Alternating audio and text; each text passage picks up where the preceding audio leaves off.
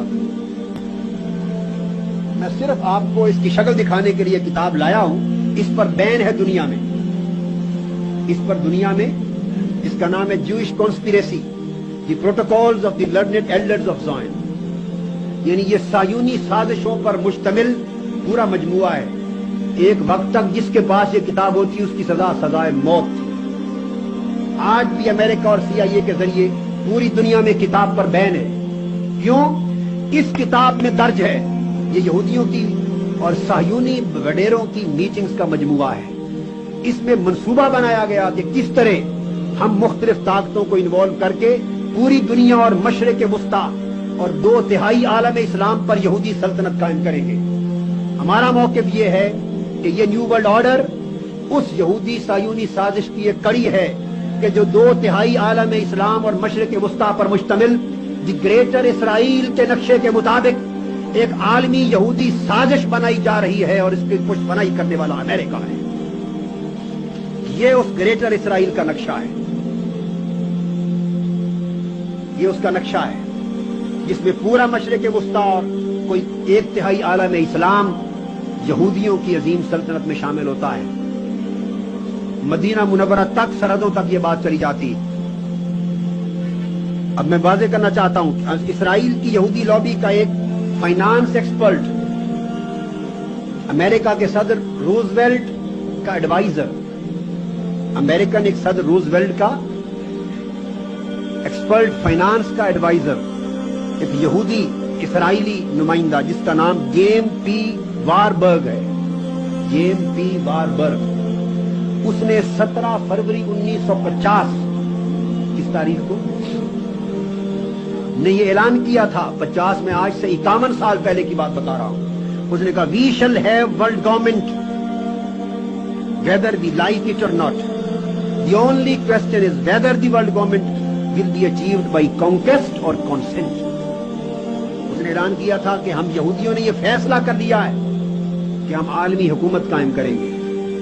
वो आलमी हुकूमत जदीद आलमी निजाम, न्यू वर्ल्ड ऑर्डर, इसके पस मंजर में वो यहूदियों की आलमी हुकूमत का मंसूबा है, कायम करेंगे। और कहते हैं कि अब सवाल सिर्फ ये है कि आया ये जंग के जरिए कायम की जाए या मुज़ाकरा या सियासी हिकमत अमली से हासिल की जाए। फतह करके ये आलमी हुकूमत कायम करें या साजिशों के जरिए कायम करें, कॉन्सेप्ट, मशवरों से और आमादगियों से।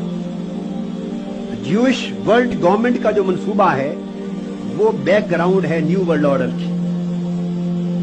और क्या आलम इस्लाम के इसलिए इधर अमेरिका न्यूक्लियर वेपनरी पर पाबंदी लगा रहा है, उधर सीक्रेट एग्रीमेंट्स कर रहा है, मख्फी न्यूक्लियर वेपन देने की इसराइल के साथ मुआहदे कर रहा है।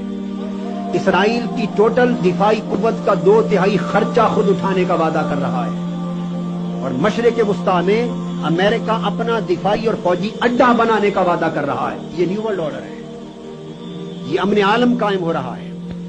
और इसराइल ने मशरिक वुस्ता में अमन कायम करने के लिए $10 बिलियन का इमदाद मांगी है अमेरिका से, अमन कायम करने के लिए। अमन $10 बिलियन से कायम होगा। इसराइल चाहता है मुझे इतना ताकतवर बना दिया जाए कि मशरिक वुस्ता और गिरदुनवा में कोई ताकत न्यूक्लियर पावर और असला में और फौज में मेरे बराबर न रहे, तब अमन कायम होगा। मुसलमानों से असला छीन लो, मुझे असले से लेस कर दो, जुर्रत नहीं है कि वो उसको चैलेंज कर सके।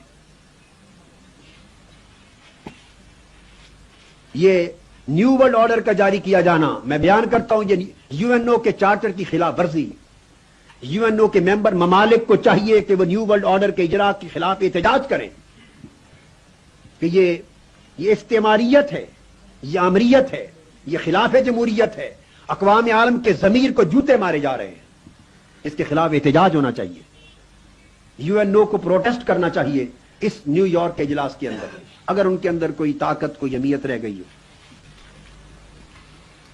अब अगला सवाल ये है, ये तो था कि यूएनओ का हाल क्या होगा। अब तीसरी दुनिया का हाल क्या होगा। तीसरी दुनिया, और जिसमें मुस्लिम ममालिक भी आते हैं, इस्लामी दुनिया, इसका हाल क्या होगा।